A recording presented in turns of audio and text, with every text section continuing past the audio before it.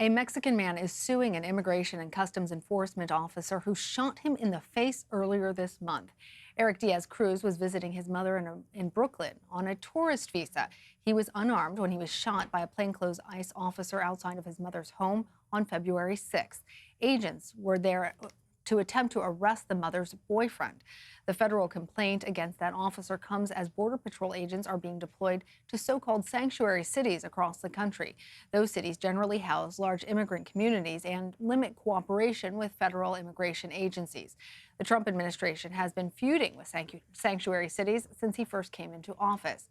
Claudia Irizarry joins me now. She's a Brooklyn reporter for the City News and has been following the case. Claudia, this is wild, but first of all, I just want you to tell our viewers what we know about Mr. Diaz-Cruz's condition. Of course. So he's at home recovering. He was released from the hospital last week. The injuries that he received from this attack are devastating. The bullet punctured his cheekbone and is lodged in his neck. Doctors were unable to remove it. He lost partial vision on his left eye, and it is unclear if he will be able to recover it. And he is unable to use his left hand or arm because during the raid, he noticed that the ICE officer reached for his belt. He assumed he was going to pull out pepper spray, so he pulled up his hands to cover his face. As we all know, it was, a gun, and it injured his hand. Well, witnesses also say that ICE agents prohibited members of his family from visiting him in his hospital room. Do they have what? I'm so surprised. Under what authority are they able to do that?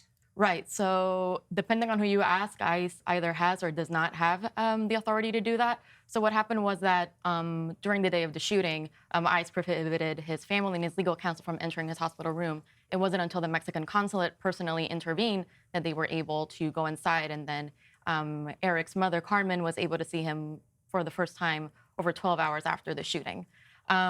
So there are longstanding practices with ICE in which they are prohibited from carrying out enforcement actions in what are called sanctuary locations or sensitive locations, such as hospitals, courts, schools.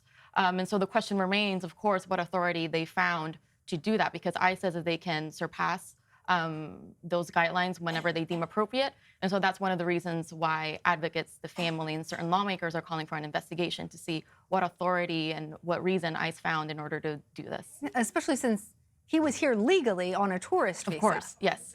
Now, Carmen's boyfriend, who was the person who was originally the target of these ICE officers, his asylum plea was denied on Friday. What more do you know about where his case stands? So his asylum plea was not necessarily denied. So what happened was that an asylum officer determined that he has no reason to fear returning to Mexico. That doesn't necessarily mean that he is going to be deported anytime in the immediate future or, now.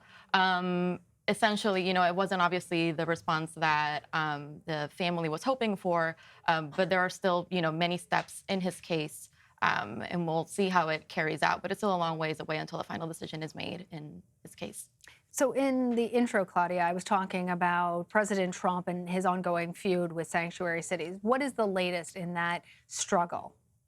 At least in this case, of course, ICE on the day of the shooting said that, it kind of blamed New York sanctuary city status on the situation. They said, of course, that if New York had shared or law enforcement have shared certain information about Gaspar, they wouldn't have had to go to the home to find him, and this never would have happened. Of course, there are lawmakers, there are activists, there are immigration legal experts who argue that sanctuary city guidelines are not enough to protect these communities in the city and in New York writ large. So we'll see how New York responds in light of, the protests and the outrage that this specific situation has galvanized.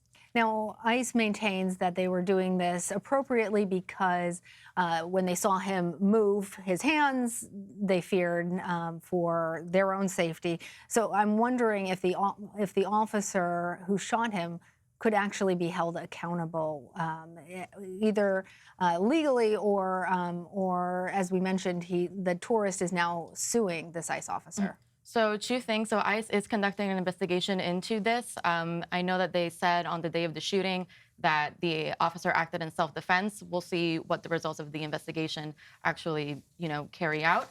As far as whether the officer will be held accountable, of course, Eric is suing the officer. The identity of the officer is not immediately known. That's one reason for carrying out this lawsuit, is for a discovery process to just carry out and for more details to emerge. And of course, whether or not he'll be held accountable is up to the courts to decide. But this case will take, a very long time, possibly several years to carry out before we know what will happen. Claudia Irizarry, thank you.